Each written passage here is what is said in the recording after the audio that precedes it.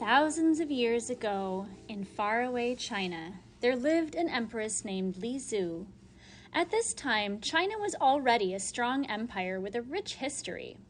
Li Zhu lived in a grand palace that was surrounded by colorful gardens, glistening ponds full of goldfish, stately trees, and elegant statues.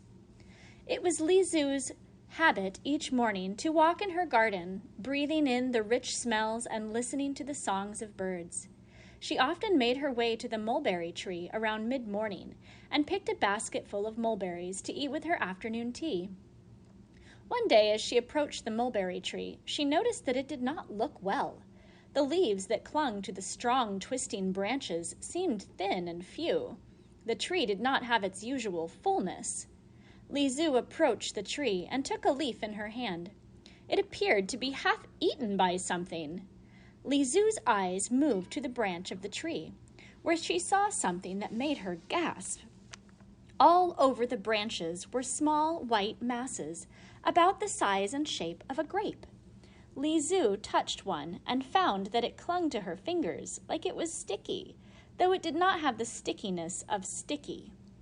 Thinking she had found the cause of the tree's ailment, she began to pluck the little oblong balls from the branches and put them in the basket she had brought for berries. Sometimes she had to shake her hand to get them to release her fingers, but no sticky residue was left behind. It was as if the little things were clinging to her fingerprints. As Li Zhu cleared the tree of its blight, the sun rose high overhead, and soon Li Zhu realized it would soon be time for tea. She had long since filled her basket and now had a pile of the little white balls cradled in her tunic, like a farmer collecting eggs in her apron. She gathered up what she had collected and made her way to her favorite little branch in the peony garden, where she liked to take her tea. Soon a servant appeared with tea and snacks, and Li Zhu, thirsty from her morning's work, hastily took a sip of her tea. Alas, the tea was still too hot and burnt her tongue. She set her teacup down beside her to cool and began to investigate her curious little collection. As she looked closely at one of the little sticky balls, she was startled at the sound of her husband, the emperor's voice, as he approached. The little ball fell from her fingers and landed with a little plop in her teacup. Li Zhu talked with her husband about the morning's activities, showing him all she had collected. Together they pondered what could have caused these growths to appear and how they might save the ancient mulberry tree. After a time, the emperor took his leave of Li Zhu, and she picked up her teacup, forgetting that one of the little balls had fallen into it. As she raised it to her mouth, she suddenly saw what was floating in her tea and gave a quick little squeak of surprise. In the tea, the little wad seemed to have expanded. No, it was unraveling. With great curiosity, Li Zhu began to poke her finger into the tea, and almost immediately a fine filament became stuck to her finger. As she lifted her finger to eye level to investigate, she saw that inside the cup, the little ball spun round and round, like a ball of yarn unwinding when a kitten pulls on a string. But the thread of this yarn was finer than any Li Zhu had ever seen. It reminded her of the thin string of a spider's web, and wondered if this too was created by a spider.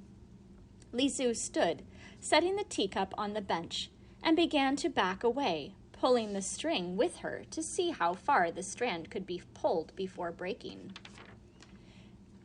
Before long, Li Zhu had circled the little pond several times, resting the strand on peony bushes as she walked. She found that the whole ball was made of a single thread, and that thread was many, many yards long. Not only that, but for such a thin filament, it seemed incredibly strong and did not break, though she unwound it entirely.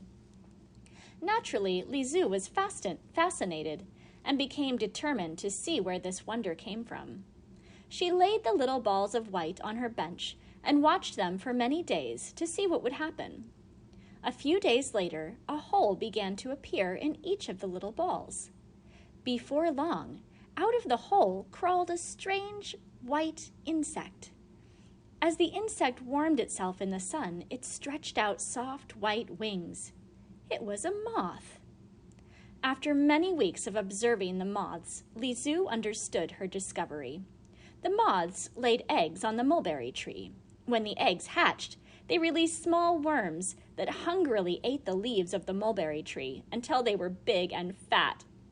Then they spun a cocoon around themselves in order to transform into the white-winged moths. Li Zhu found that she could collect the cocoons after the moths emerged, soak them in warm water, and then stretch them out and spin them into fine thread. She used the thread to weave a soft, thin cloth, and found that wearing such cloth kept her cool in the heat of the day and warm in the cool of evening. She called the cloth silk, and it brought great wealth to China because traders took it all over the world.